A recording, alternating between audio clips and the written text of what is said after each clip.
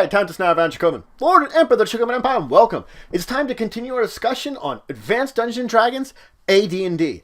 I've been talking about information that you'll need as a DM, that's Dungeon Master, or possibly as a player to understand your DM, and kind of make the worlds you want and develop them a little more. So it's basic DM information that you as a player might be good for you to know about, just to help out your DM. So we were talking about some things related to magic. Let's talk about spell research. Now, spell research can be used both by a dungeon master or by a player in order to develop a new spell. The only thing is, regardless if it's player or DM, it is DM that gets final say whether a spell is approved or not.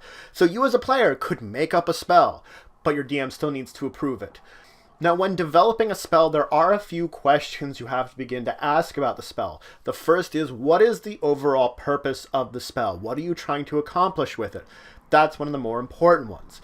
After that, you have to ask, are there any spells or a combination of spells that already do what I'm trying to accomplish with the spell? Which means I'm effectively replacing things. You don't want that. You want to just keep with what you have.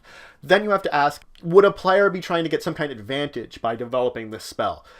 If any of these you answer in a way that is not good for you, like yes to many of them, then you don't necessarily need to throw the spell out. You can change it. If it's mimicking too much of other spells, you can alter it. If it's giving too much of an advantage, you can alter it. You are still malleable and in a position that you can work with the spell and make it the way you need it to function within the game.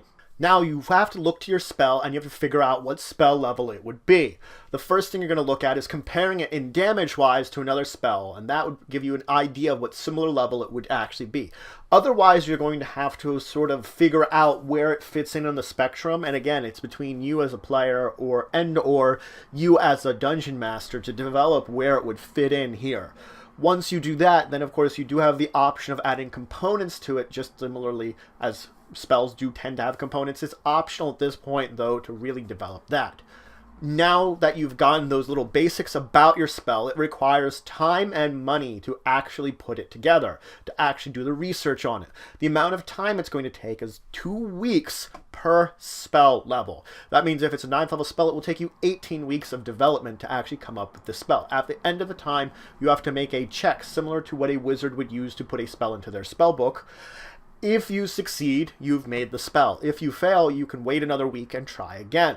Now, it does require an amount of money in 2 different ways. A direct spending of money and an indirect spending of money. Direct spending of money is anywhere from 100 to 1,000 per spell level that you're going to have to spend on this spell to help develop it. These are the general materials you'll need in order to research the spell. For the indirect part, you're going to need some kind of laboratory. Well, if you're a wizard, you will need a laboratory. If you are a priest, you're going to need some kind of place of worship that you can do something similar to what a wizard would in their laboratory, except you're using the time some kind of shrine or place of worship.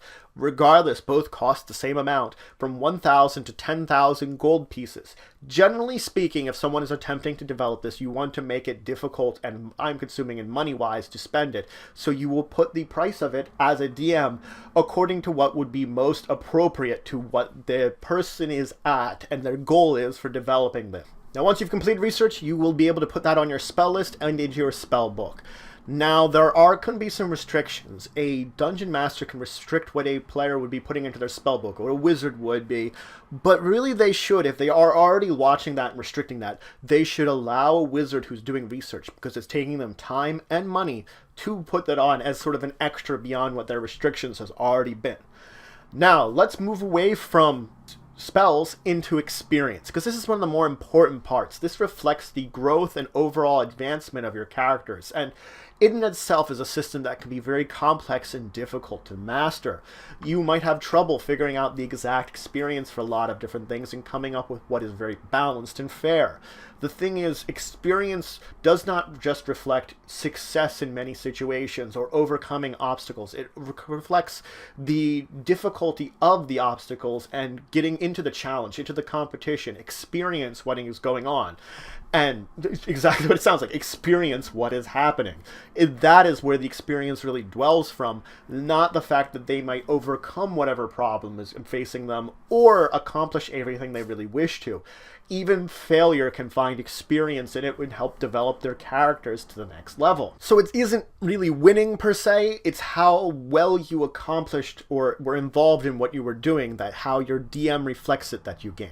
Now, as the DM, as I said, it's difficult to figure this out. There is no formula or die roll that really gives you a great answer about how much you're going to have to award them. And that is where the problems with getting too much experience or too little experience come in, because if you do that, you're messing with the balance of the game. Like, too little experience, people will feel like they're not getting anywhere. They're not accomplishing anything with the tasks that you've put out in front of them. Too much experience, they're going to gain more power than you were planning on very rapidly and become more difficult for you to handle. You weren't planning for that jump in their abilities as quickly as their hands reaching it. Therefore, you are facing a problem either way, and trying to find that sort of sweet spot right in the middle where you're balancing out the experience correctly and properly for your game is one of the major challenges when developing a adventure or campaign.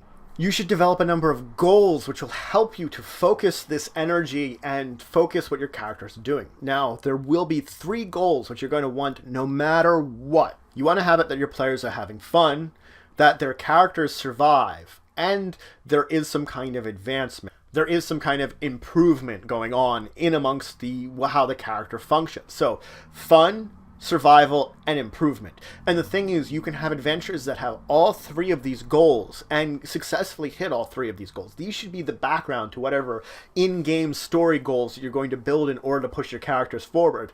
You have to remember these because these will help keep you in line when developing. So that's it for today. I finished talking about magic with discussing spell research and spending the time and money to develop your own spells, patenting, pending a DM's approval, and then I moved into talking about the general basics of experience and trying to figure out what you're doing for experience, what it really means, and balancing out the system, and the 3 goals you're going to want to aim for. I am going to go into more in depth about those 3 goals next time and continue talking about experience, letting you know a little bit more about how to balance it out within your game.